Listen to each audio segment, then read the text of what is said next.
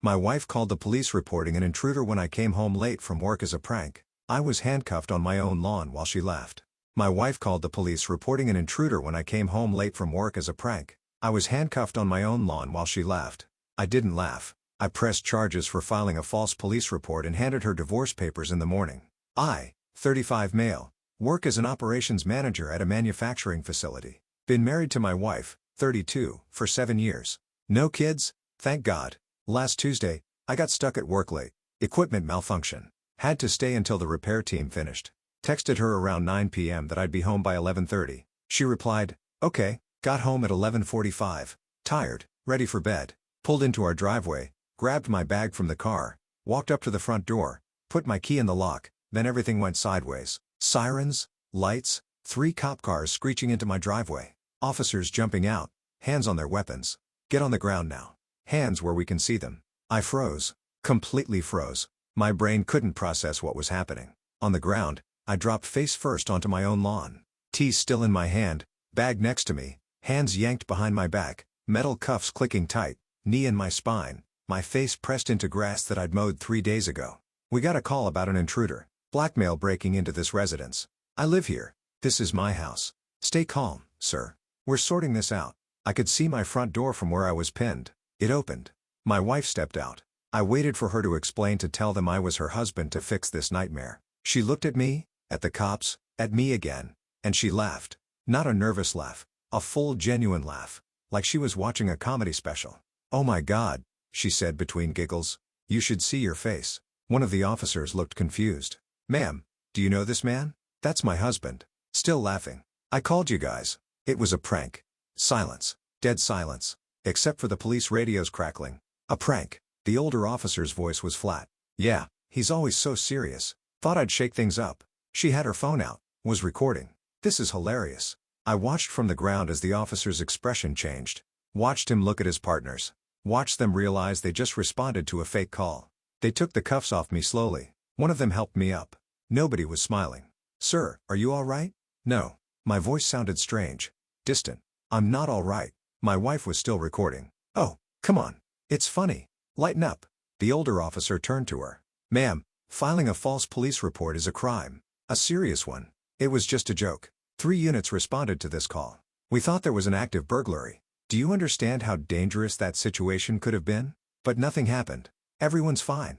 I looked at her, really looked at her, at the person I'd been married to for 7 years, who thought traumatizing me was entertainment. "Officer," I said, "I want to press charges." Her laughter stopped. "What?" "I want to press charges for filing a false police report." "Are you serious right now?" "Dead serious. It was a prank. It was a crime." The officers took down my statement, took down hers, explained she'd likely be getting a citation, possibly arrested, depending on the DA's decision. She went from amused to angry to panicked in about 5 minutes. I slept in the guest room that night, didn't say a word to her. Next morning at 6 a.m., I knocked on our bedroom door. She opened it, eyes puffy from crying. I handed her an envelope. "Divorce papers." I contacted a lawyer at midnight. He drew these up as an emergency filing. "You can't be serious. Your prank proved something. You don't respect me. You don't think about consequences. And you think my fear and humiliation are funny. I'm done. Over a joke. Over your complete lack of judgment, empathy, and common sense." I moved to my brother's place that day. Haven't been back since. Update 1. 4 days later. The fallout has been intense. My wife has called me 200 plus times. I'm not exaggerating. 200. I blocked her number after the first 50. She started calling from other people's phones. Her mother, her sister, her best friend. Random numbers I don't recognize. The voicemails are wild. Started with apologetic, moved to angry, now cycling between both. Sample. "Baby, I'm so sorry. I didn't mean to hurt you. Please come home." Next one. 2 minutes later. "You're seriously going to destroy our marriage over this. You're being ridiculous. Then everyone thinks you're overreacting. It was one mistake. I haven't responded to any of them." The police citation came through. She's being charged with filing a false report, misuse of emergency services, and something else the officer mentioned. Interference with police operations. Looking at potential fines up to $5,000, and possible jail time. Unlikely, but on the table. She showed up at my brother's apartment yesterday. Banged on the door for 20 minutes. My brother's wife called the cops. They told her to leave or they'd arrest her for trespassing. She left, but not before screaming that I was ruining her life over nothing. Her parents called me. That conversation was surreal. Her dad, son, don't you think you're being a bit extreme? She made a mistake. Me? She called armed police officers to my home and reported a false crime for entertainment. Her mom, but she apologized. Isn't that enough? No, it's not. It's not. You're really going to throw away 7 years over one bad decision? Me? If her bad decision had gone differently, I could have been shot. Do you understand that? If I'd moved wrong, if the cops thought I was reaching for something, I could be dead. Silence. Her mom. She didn't think exactly. She didn't think. And that's the problem. They tried the whole marriage is about forgiveness angle. I told them marriage is also about not traumatizing your spouse for internet clout. Yeah. Turns out she was planning to post the video to TikTok. She told her best friend who told my brother's wife who told me the whole thing was for social media content. Pranking my husband with the cops or something. My lawyer says the divorce should be straightforward. We have some joint assets, the house, savings account, 2 cars. State law means we split things roughly 50-50. I'm fine with that. I just want out. My wife's lawyer, yes, she already got one, sent a letter suggesting we work things out and go to counseling instead of divorcing. My lawyer sent back a very polite absolutely not. The criminal case is moving forward. She got a court date next month. Her lawyer is trying to get the charges dropped, claiming it was a misunderstanding and she had no malicious intent. The prosecutor's office isn't buying it. They've got the 911 recording. Got her on tape telling the dispatcher there was an intruder breaking in, describing me, her husband who she knew was coming home, and giving our address. Then they have the body cam footage from the officers showing her laughing, recording, admitting it was a prank. Pretty open and shut. My work has been supportive. Told them what happened. My boss's response, take whatever time you need. That's traumatic as hell. It is. I'm not sleeping great. Keep having this dream where I'm back on the lawn. But this time, the cops don't realize their mistake. Every time I close my eyes, I feel the cuffs, hear the sirens. My brother asked if I'm sure about the divorce. What if she's genuinely sorry? She's sorry she got caught. Sorry there are consequences. She's not sorry she did it. How do you know? Because her first instinct wasn't to apologize to me. It was to apologize to the cops for wasting their time. Then she got mad at me for pressing charges. Never once did she seem to understand why having your spouse report you as a criminal might be relationship ending. He got it. Friends are split. My friends are on my side. Her friends think I'm overreacting. One of them texted me, "Don't you think divorce is harsh? It was a stupid prank that went wrong." I replied, "If your partner called armed officers to your home as a joke, would you trust them again?" No response. The house is in both our names. We'll have to sell it as part of the divorce. Market's decent right now. Should get good value. I'm already looking at apartments for afterward. She keeps texting from new numbers. We can fix this. Please don't give up on us. I'll do anything except take accountability. Every apology comes with a but or an excuse. I'm sorry, but I didn't think it would be that big a deal. I'm sorry, but you're overreacting. I'm sorry, but everyone makes mistakes. That's not an apology. That's deflection. Court date for her charges is 3 weeks away. Divorce paperwork is filed. I've moved on. She hasn't. Update 2. 3 weeks later. Her court date was yesterday. I was there. So was she and her entire family and apparently half her friend group. The prosecutor laid it out plain, showed the 911 call recording, played the body cam footage, displayed the text messages she sent afterward, which I'd given them, where she bragged to friends about pranking me and how the cops were so mad. Lol. Her lawyer tried to argue it was a momentary lapse in judgment, and she'd learned her lesson. The judge asked her directly, "Do you understand that filing a false police report diverts emergency resources from actual emergencies?" Her answer, "Yes, but I didn't think about it like that at the time. I just thought it would be funny." You thought having armed officers confront your husband in your driveway would be funny? I mean, when you say it like that, it sounds bad. It is bad. She got sentenced to $2,500 fine, 100 hours of community service, 18 months probation, mandatory counseling, anger management and decision-making classes, formal apology letter to the police department, no jail time, which honestly I'm fine with. I didn't want her locked up. I wanted consequences. This is consequences. Her family was furious. Not at her, at me. Her mother cornered me outside the courthouse. "Are you happy now? You've destroyed her life." I didn't destroy anything. She destroyed it herself. She made one mistake that could have gotten me killed. One mistake she recorded to post online for entertainment. That's not a mistake. That's a character flaw. Her sister jumped in. "You're supposed to love her through better or worse. Worse doesn't include calls armed police to our home as a prank. That's not in the vows."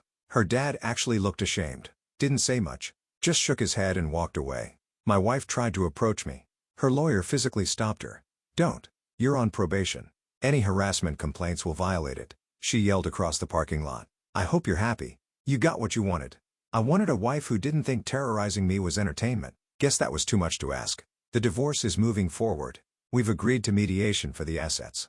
House went on the market last week. Already got 3 offers. We'll probably accept the highest and split the profit after paying off the mortgage. About $85 each after everything's settled. Savings account is being split. Cars are being kept by whoever's name is on the title. I'm keeping mine. She's keeping hers. Works out. She wanted the dog. We'd gotten a golden retriever 3 years ago. She claimed he was hers because she fed him more.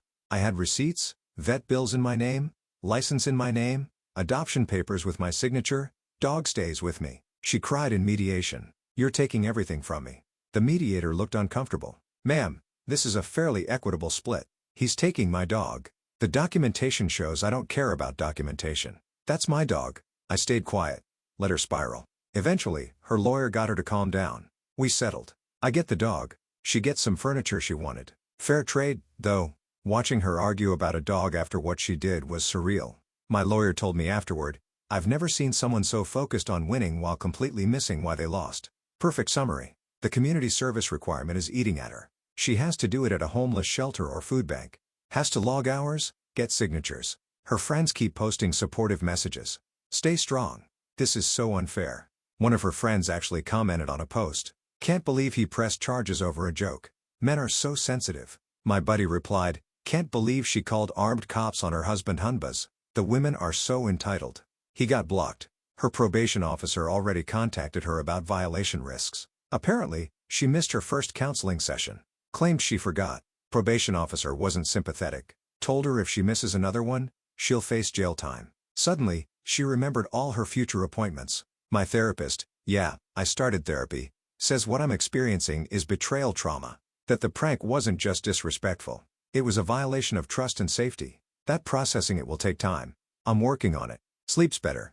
Not perfect, but better. The nightmares are less frequent. I don't jump every time I hear sirens anymore. Got approved for an apartment. Nice place. 1 bedroom. Perfect for me and the dog. Moving in next month once the house sale closes. My wife texted from another new number. Can we at least talk face to face? I replied, no. Everything goes through lawyers. I miss you. You miss having someone to control and humiliate. That's not the same as missing me. That's not fair. Neither was Tuesday at 11:45 p.m. Block the number. Final update. 2 months later, divorce finalized last week. I'm officially single. The house sold. Got asking price. After mortgage payoff and splitting proceeds, I walked away with $83,000. Not bad. My ex-wife got the same amount. She immediately spent $15,000 of it on a new car. Posted photos on Instagram with hashtags like Fresh Start and Living My Best Life. Her best friend commented, you deserve this, Queen. Someone replied, didn't she just get convicted of a crime? Comment was deleted within minutes. Her probation is ongoing. She's completed about 30 of her 100 community service hours. Posted a selfie from the food bank with the caption, giving back to my community. The comments were mixed. So inspirational. Isn't this court-ordered? Serving looks while serving others. You mean serving time, lol. She deleted the post after an hour. The anger management classes aren't going well from what I've heard. My ex-B brother-in-law, her sister's husband, reached out to me. We'd always gotten along. He said she walked out of the second session because the counselor told her she had impulse control issues and a pattern of seeking attention through inappropriate means. She claimed the counselor was biased against her and requested a new one. Probation officer denied the request, told her she'd complete the program with her assigned counselor or face violations. She went back to the next session. Her family is still trying to paint me as the villain. Her mother posts vague Facebook statuses about people who can't forgive and throwing away good things. Her sister sent me a long email about how I abandoned family and betrayed vows and how I'll regret this decision. I didn't respond, but her dad called me 2 weeks ago. That conversation was different. I owe you an apology, he said. I've been thinking about what you said, about how she could have gotten you hurt or worse, and I watched her these past months, watched how she reacted to everything, to the charges, to the divorce, to the consequences, and I realized you were right about what? She didn't learn anything. She's not sorry she did it. She's sorry it backfired. She keeps telling people you overreacted, that you're too sensitive, that any other husband would have laughed it off. Yeah, that sounds about right. I raised her better than this, or I thought I did, but watching her now, I don't even recognize her. Everything's about her. About how she's the victim. About how unfair this all is. She hasn't once acknowledged what she put you through. No, she hasn't. I'm sorry I didn't see it sooner. I'm sorry I defended her. I appreciate that. For what it's worth, you made the right call with the charges and the divorce. I wouldn't want my son-in-law treating my daughter the way she treated you. That call meant something. Not enough to change anything, but something. I'm settling into my new apartment. The dog loves it. Big windows, good light, quiet neighborhood. I repainted the bedroom, got new furniture, made it mine. Work's going well. Got a promotion. Actually, my boss pulled me aside. You've been handling a lot personally, but your work hasn't slipped. That shows character. We're bumping you to senior operations manager. Nice raise, too. 15 Cali more annually. Helps offset the divorce costs. Dating? Not yet. Not ready. My therapist says that's fine. Says I should focus on healing, rebuilding my sense of safety and trust. Maybe in a few months. My ex-wife is dating someone new, though. Posted photos 2 weeks after the divorce finalized. Some guy she met at a bar. Her friends are all commenting about moving on and new beginnings. I give it 3 months before she pulls something similar and he bails. Her best friend actually reached out to me, asked if we could talk. I agreed to coffee. She apologized. I encouraged her. The prank thing. I thought it would be harmless and funny. I didn't think about how it could go wrong. I didn't think about you being terrified or traumatized. I just thought about the video. Yeah, nobody thought about me. I know. And I'm sorry. Really sorry. What she did was messed up. And the way she's acted since has been worse. She's not the person I thought she was. Are you still friends with her? Not really. After the divorce, she kept wanting me to bash you on social media. Make posts about what a terrible person you are. I refused.